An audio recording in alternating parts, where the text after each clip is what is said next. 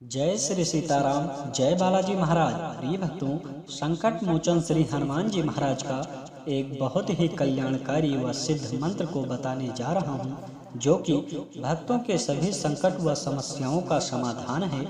यदि आप धन की कमी से परेशान हैं, आपके ऊपर कर्ज का बोझ प्रतिदिन बढ़ता जा रहा है, आपके सभी कार्य बनते बनते बिगड़ जाता है, जीवन में हमेशा दौड़ भाग बना रहता है, शरीर में गंभीर रोग व बीमारी बनी रहती है, जीवन में विभिन्न प्रकार की मुसीबत व परेशानियों का सामना करना पड़ता है, तो आज आपके जीवन की सभी परेशानी स्वयं संकट मोचन श्री बजरंग बली जी दूर कर देंगे और आपके जीवन में खुशियां भर देंगे। प्रिय भक्तों, मान्यता है कि प्रभु श्री हनुमान जी महाराज का यह मंत्र इतना प्रभावशाली है कि यदि आपने इस महामंत्र को सच्चे मन से 108 बार या 51 बार बोल दिया या फिर प्रभु जी का विशेष ध्यान करके इसे पूरा सुन भी लिया,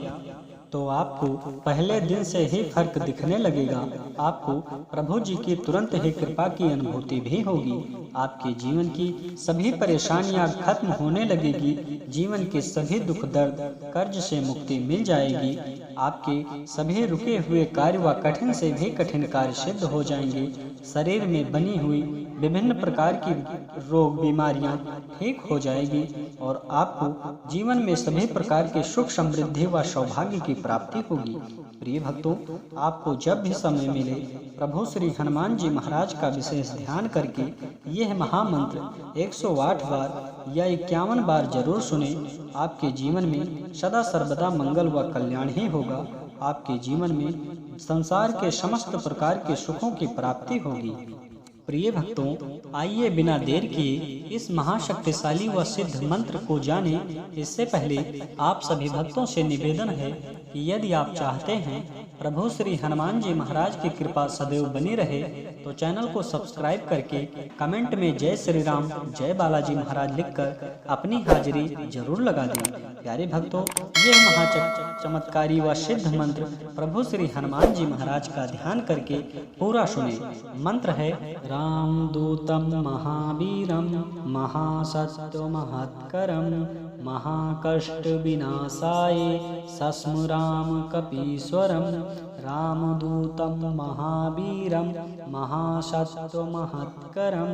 महाकष्ट विनाशाय सस्मरामकपीश्वरं। रामदूतं महावीरं महासत्यमहत्करं महाकष्ट विनाशाय सस्मरामकपीश्वरं। रामदूतं महावीरं महासत्यमहत्करं महाकष्ट विनाशाय सस्मरामकपीश्वरं। रामदूतं महावीरं महासत्यमहत्करं महाकष्ट विनाशाय सस्मरामकपीश्वरं। रामदूतं महावीरं महासत्यमहत्करं महाकष्ट विनाशाय सस्मरामकपीश्वरं। रामदूतं महावीरं महासत्यमहत्करं महाकष्ट विनाशाय सस्मरामकपीश्वरं। रामदूतं महावीरं महासत्यमहत्करं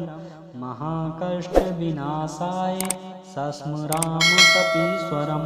रामदूतं महावीरं महासत्यमहत्करं महाकष्ट विनाशाय सस्मरामकपीश्वरं। रामदूतं महावीरं महासत्यमहत्करं महाकष्ट विनाशाय सस्मरामकपीश्वरं। रामदूतं महावीरं महासत्यमहत्करं महाकष्ट विनाशाय सस्मरामकपीश्वरं। रामदूतं महावीरं महासत्यमहत्करं महाकष्ट विनाशाय सस्मरामकपीश्वरं। रामदूतं महावीरं महासत्यमहत्करं महाकष्ट विनाशाय सस्मरामकपीश्वरं। रामदूतं महावीरं महासत्यमहत्करं महाकष्ट विनाशाय सस्मरामकपीश्वरं। रामदूतं महावीरं महासत्त्वमहत्करं महाकष्टविनाशाय सस्मराम कपीश्वरम् रामदूतं महावीरं महासत्त्वमहत्करं महाकष्टविनाशाय सस्मरामि कपीश्वरम् रामदूतं महावीरं महासत्त्वमहत्करं महाकष्टविनाशाय सस्मराम कपीश्वरम् रामदूतं महावीरं महासत्त्वमहत्करं महाकष्टविनाशाय सस्मराम कपीश्वरम् रामदूतं महावीरं महासत्त्वमहत्करं महाकष्टविनाशाय सस्मराम कपीश्वरम् रामदूतं महावीरं महासत्त्वमहत्करं महाकष्टविनाशाय सस्मराम कपीश्वरम् रामदूतं महावीरं महासत्त्वमहत्करं महाकष्टविनाशाय सस्मराम कपीश्वरम् रामदूतं महावीरं महासत्त्वमहत्करं महाकष्टविनाशाय सस्मराम कपीश्वरम् रामदूतं महावीरं महासत्त्वमहत्करं महाकष्टविनाशाय सस्मराम कपीश्वरम् रामदूतं महावीरं महासत्त्वमहत्करं महाकष्टविनाशाय सस्मराम कपीश्वरम् रामदूतं महावीरं महासत्त्वमहत्करं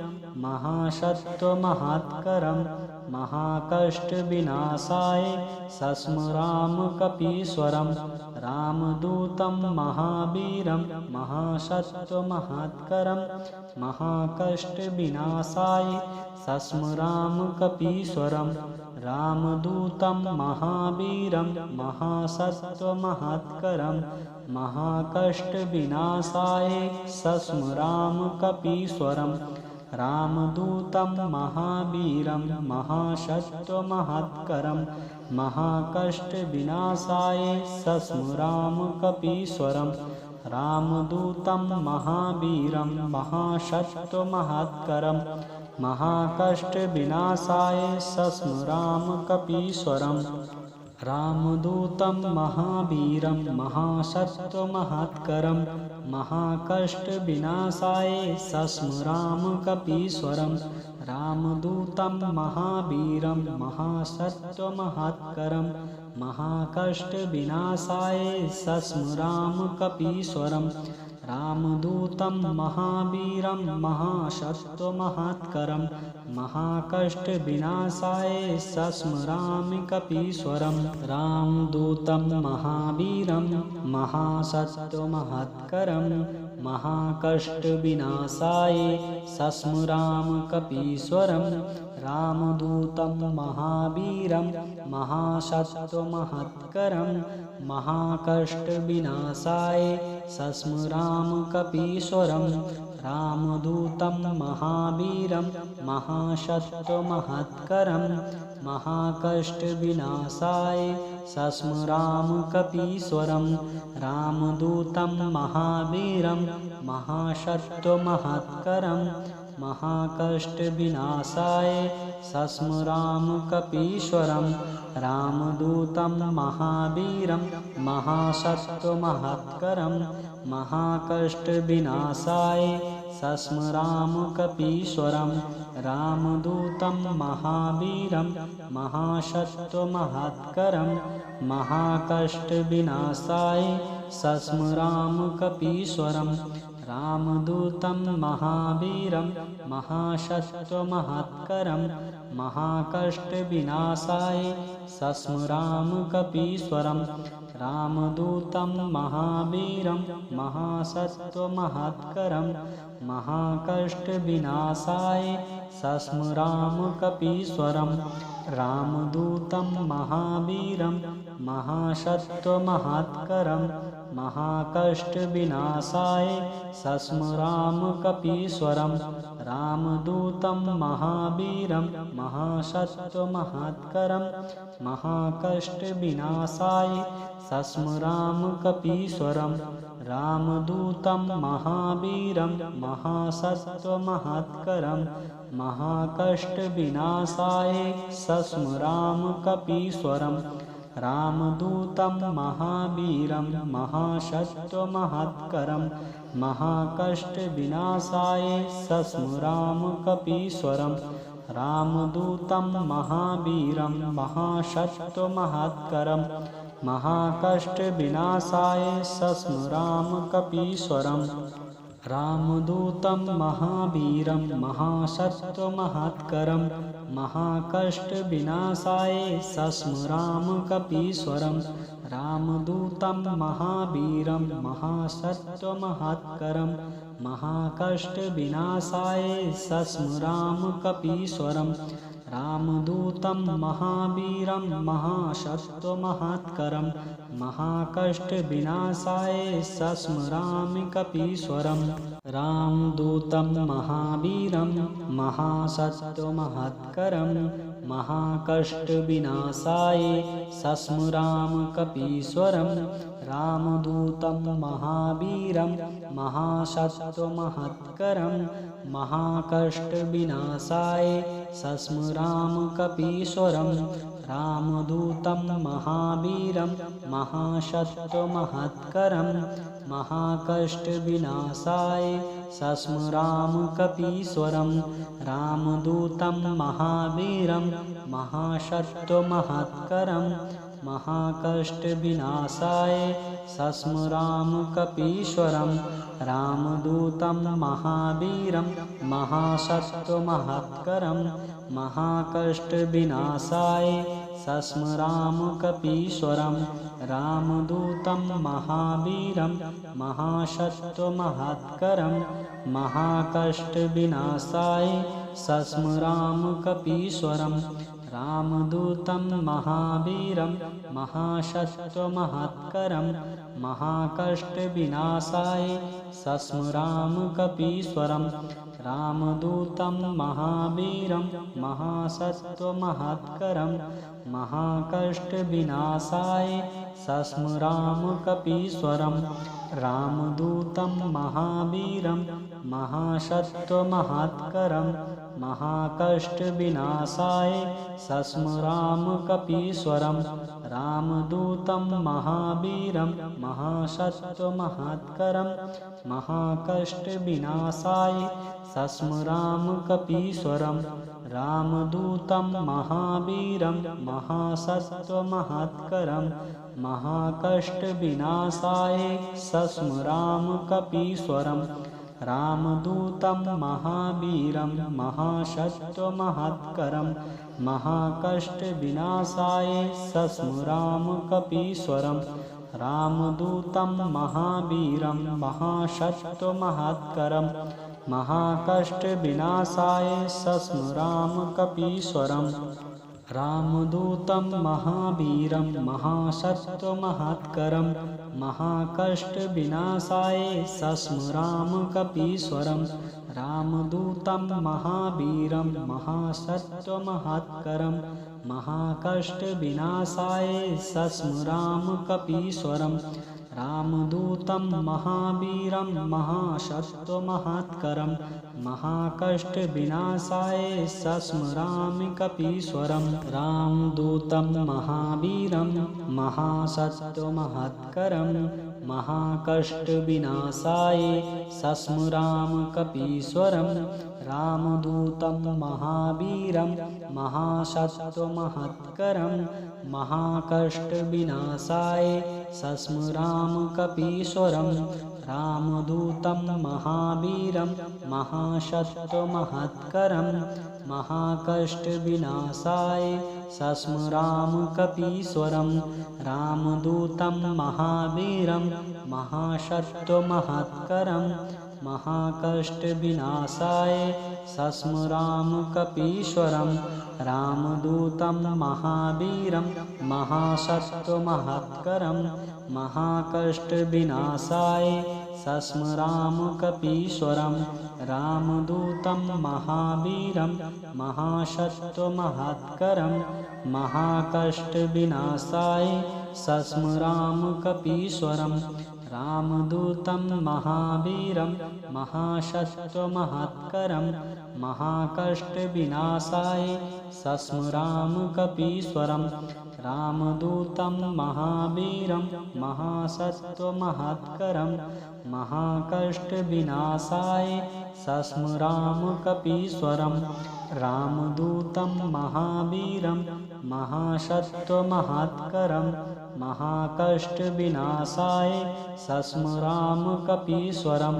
रामदूतं महावीरं महासत्त्वमहत्करं महाकष्टविनाशाय सस्मरामकपीश्वरं रामदूतं महावीरं महासत्त्वमहत्करं महाकष्टविनाशाय सस्मरामकपीश्वरं रामदूतं महावीरं महासत्त्वमहत्करं महाकष्टविनाशाय सस्मरामकपीश्वरं रामदूतं महावीरं महासत्त्वमहत्करं महाकष्टविनाशाय सस्मरामकपीश्वरं रामदूतं महावीरं महासत्त्वमहत्करं महाकष्टविनाशाय सस्मरामकपीश्वरं रामदूतं महावीरं महासत्त्वमहत्करं महाकष्टविनाशाय सस्मरामकपीश्वरं रामदूतं महावीरं महासत्त्वमहत्करं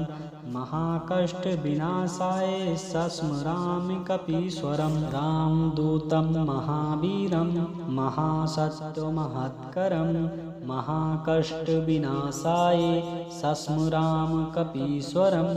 रामदूतं महावीरं महासत्त्वमहत्करं महाकष्टविनाशाय सस्मरामकपीश्वरं रामदूतं महावीरं महासत्त्वमहत्करं महाकष्टविनाशाय सस्मरामकपीश्वरं रामदूतं महावीरं महासत्त्वमहत्करं महाकष्टविनाशाय सस्मरामकपीश्वरं रामदूतं महावीरं महासत्त्वमहत्करं महाकष्टविनाशाय सस्मरामकपीश्वरं रामदूतं महावीरं महासत्त्वमहत्करं महाकष्टविनाशाय सस्मरामकपीश्वरं रामदूतं महावीरं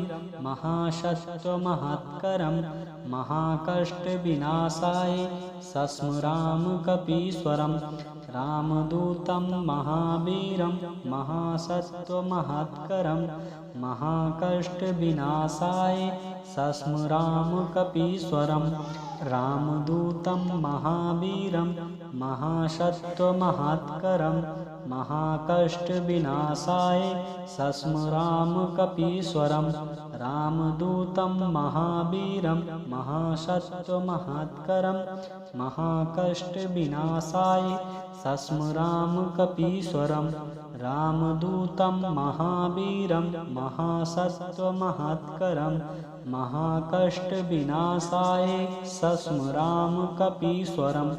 रामदूतं महावीरं महासत्त्वमहत्करं महाकष्टविनाशाय सस्मरामकपीश्वरं रामदूतं महावीरं महासत्त्वमहत्करं महाकष्टविनाशाय सस्मरामकपीश्वरं रामदूतं महावीरं महासत्त्वमहत्करं महाकष्टविनाशाय सस्मरामकपीश्वरं रामदूतं महावीरं महासत्त्वमहत्करं महाकष्टविनाशाय सस्मरामकपीश्वरं रामदूतं महावीरं महासत्त्वमहत्करं महाकष्टविनाशाय सस्मरामकपीश्वरं रामदूतं महावीरं महासत्त्वमहत्करं महाकष्टविनाशाय सस्मरामकपीश्वरं रामदूतं महावीरं महासत्त्वमहत्करं महाकष्टविनाशाय सस्मरामकपीश्वरं रामदूतं महावीरं महासत्त्वमहत्करं महाकष्टविनाशाय सस्मरामकपीश्वरं रामदूतं महावीरं महासत्त्वमहत्करं महाकष्टविनाशाय सस्मरामकपीश्वरं रामदूतं महावीरं महासत्त्वमहत्करं महाकष्टविनाशाय सस्मरामकपीश्वरं रामदूतं महावीरं महासत्त्वमहत्करं महाकष्टविनाशाय सस्मरामकपीश्वरं रामदूतं महावीरं महासत्त्वमहत्करं महाकष्टविनाशाय सस्मरामकपीश्वरं रामदूतं महावीरं महासत्त्वमहत्करं महाकष्टविनाशाय सस्मरामकपीश्वरं रामदूतं महावीरं महासत्त्वमहत्करं महाकष्टविनाशाय सस्मरामकपीश्वरं रामदूतं महावीरं महासत्त्वमहत्करं महाकष्टविनाशाय सस्मरामकपीश्वरं रामदूतं महावीरं महासत्त्वमहत्करं महाकष्टविनाशाय सस्मरामकपीश्वरं रामदूतं महावीरं महासत्त्वमहत्करं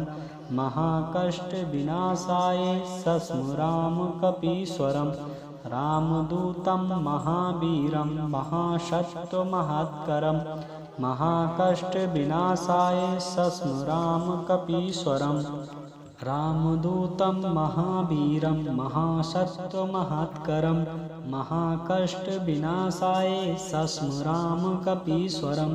रामदूतं महावीरं महासत्त्वमहत्करं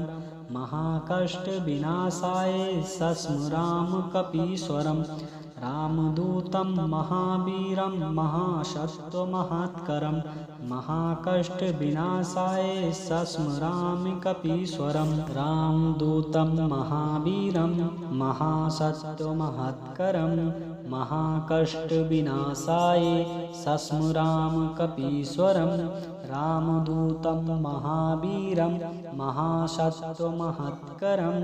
महाकष्टविनाशाय सस्मरामकपीश्वरं रामदूतं महावीरं महासत्त्वमहत्करं महाकष्टविनाशाय सस्मरामकपीश्वरं रामदूतं महावीरं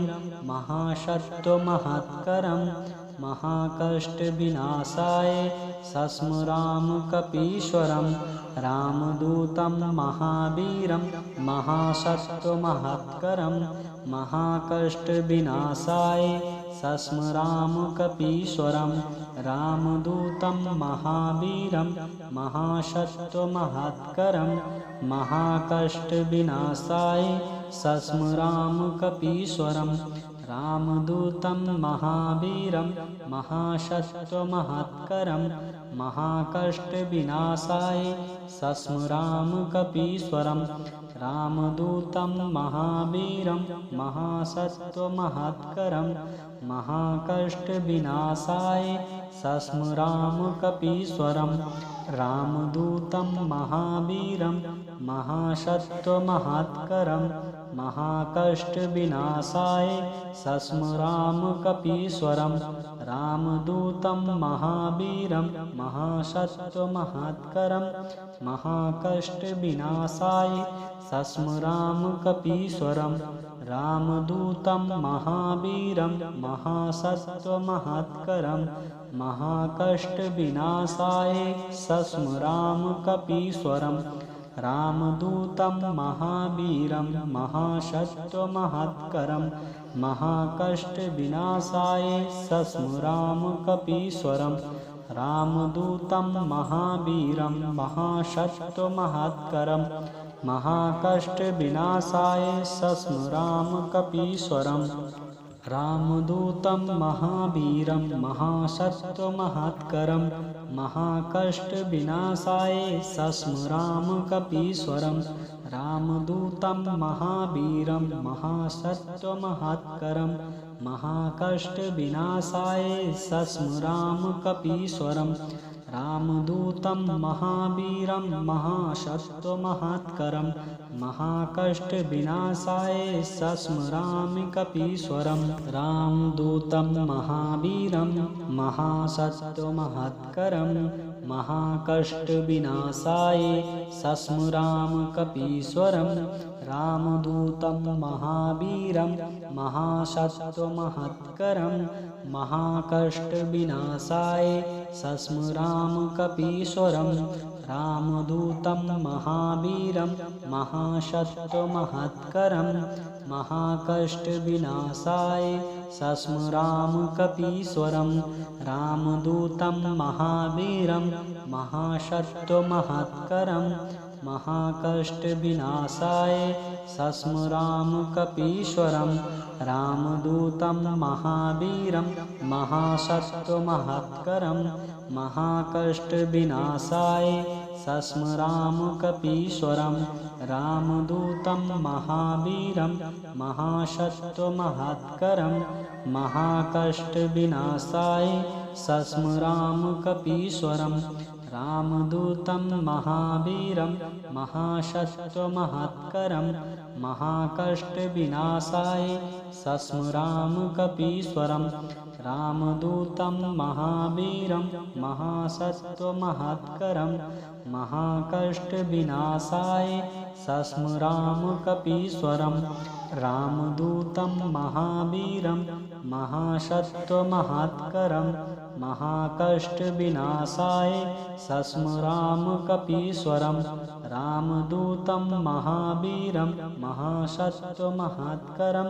महाकष्टविनाशाय सस्मराम कपीश्वरं रामदूतं महावीरं महासत्त्वमहत्करं महाकष्टविनाशाय सस्मराम कपीश्वरं रामदूतं महावीरं महासत्त्वमहत्करं महाकष्टविनाशाय सस्मराम कपीश्वरं रामदूतं महावीरं महासत्त्वमहत्करं महाकष्टविनाशाय सस्मराम कपीश्वरं रामदूतं महावीरं महासत्त्वमहत्करं महाकष्टविनाशाय सस्मराम कपीश्वरं रामदूतं महावीरं महासत्त्वमहत्करं महाकष्टविनाशाय सस्मराम कपीश्वरं रामदूतं महावीरं महासत्त्वमहत्करं महाकष्टविनाशाय सस्मरामि कपीश्वरं रामदूतं महावीरं महासत्त्वमहत्करं महाकष्टविनाशाय सस्मराम कपीश्वरं रामदूतं महावीरं महासत्त्वमहत्करं महाकष्टविनाशाय सस्मराम कपीश्वरं रामदूतं महावीरं महासत्त्वमहत्करं महाकष्टविनाशाय सस्मराम कपीश्वरं रामदूतं महावीरं महासत्त्वमहत्करं महाकष्टविनाशाय सस्मराम कपीश्वरं रामदूतं महावीरं महासत्त्वमहत्करं महाकष्टविनाशाय सस्मराम कपीश्वरं रामदूतं महावीरं महासत्त्वमहत्करं महाकष्टविनाशाय सस्मराम कपीश्वरं रामदूतं महावीरं महासत्त्वमहत्करं महाकष्टविनाशाय सस्मराम कपीश्वरं रामदूतं महावीरं महासत्त्वमहत्करं महाकष्टविनाशाय सस्मराम कपीश्वरं रामदूतं महावीरं महासत्त्वमहत्करं महाकष्टविनाशाय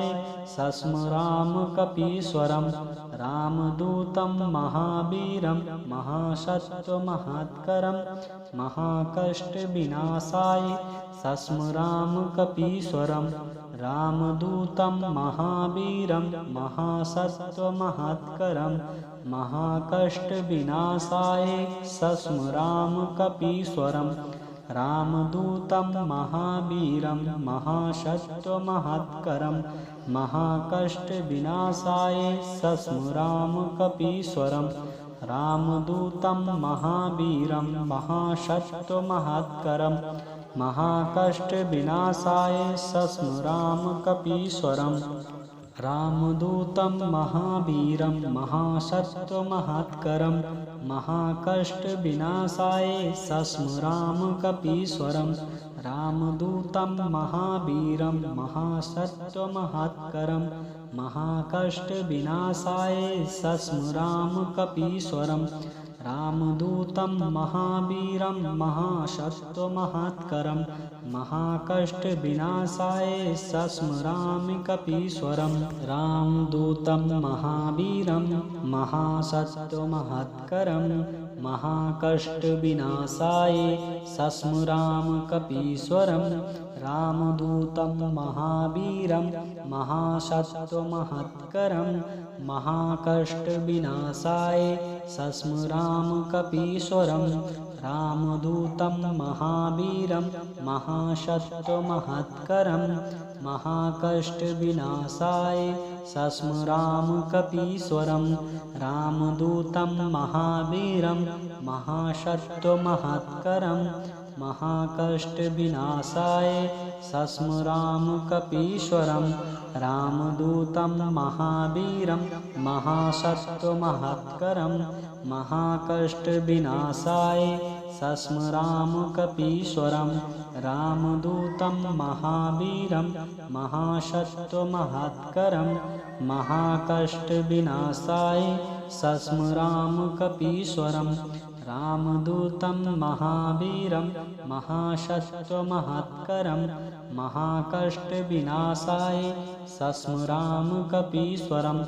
रामदूतं महावीरं महासत्त्वमहत्करं महाकष्टविनाशाय सस्मरामकपीश्वरम् रामदूतं महावीरं महासत्त्वमहत्करं महाकष्टविनाशाय सस्मरामकपीश्वरम् रामदूतं महावीरं महासत्त्वमहत्करं महाकष्टविनाशाय सस्मरामकपीश्वरम् रामदूतं महावीरं महासत्त्वमहत्करं महाकष्टविनाशाय सस्मरामकपीश्वरम् रामदूतं महावीरं महासत्त्वमहत्करं महाकष्टविनाशाय सस्मरामकपीश्वरम् रामदूतं महावीरं महासत्त्वमहत्करं महाकष्टविनाशाय सस्मरामकपीश्वरम् रामदूतं महावीरं महासत्त्वमहत्करं महाकष्टविनाशाय सस्मरामकपीश्वरम् रामदूतं महावीरं महासत्त्वमहत्करं महाकष्टविनाशाय सस्मरामकपीश्वरम् रामदूतं महावीरं महासत्त्वमहत्करं महाकष्टविनाशाय सस्मरामकपीश्वरम् रामदूतं महावीरं महासत्त्वमहत्करं महाकष्टविनाशाय सस्मरामकपीश्वरम् रामदूतं महावीरं महासत्त्वमहत्करं महाकष्टविनाशाय सस्मरामकपीश्वरम् रामदूतं महावीरं महासत्त्वमहत्करं महाकष्टविनाशाय सस्मरामकपीश्वरम् रामदूतं महावीरं महासत्त्वमहत्करं महाकष्टविनाशाय सस्मरामकपीश्वरम् रामदूतं महावीरं महासत्त्वमहत्करं महाकष्टविनाशाय सस्मरामकपीश्वरम् रामदूतं महावीरं महासत्त्वमहत्करं महाकष्टविनाशाय सस्मरामकपीश्वरम् रामदूतं महावीरं महासत्त्वमहत्करं महाकष्टविनाशाय सस्मरामकपीश्वरं रामदूतं महावीरं महासत्त्वमहत्करं महाकष्टविनाशाय सस्मरामकपीश्वरं रामदूतं महावीरं महासत्त्वमहत्करं महाकष्टविनाशाय सस्मरामकपीश्वरं रामदूतं महावीरं महासत्त्वमहत्करं महाकष्टविनाशाय सस्मरामकपीश्वरं रामदूतं महावीरं महासत्त्वमहत्करं महाकष्टविनाशाय सस्मरामकपीश्वरं रामदूतं महावीरं महासत्त्वमहत्करं महाकष्टविनाशाय सस्मरामकपीश्वरं रामदूतं महावीरं महासत्त्वमहत्करं महाकष्टविनाशाय सस्मरामकपीश्वरं रामदूतं महावीरं महासत्त्वमहत्करं महाकष्टविनाशाय सस्मरामकपीश्वरं रामदूतं महावीरं महासत्त्वमहत्करं महाकष्टविनाशाय सस्मरामकपीश्वरं रामदूतं महावीरं महासत्त्वमहत्करं महाकष्टविनाशाय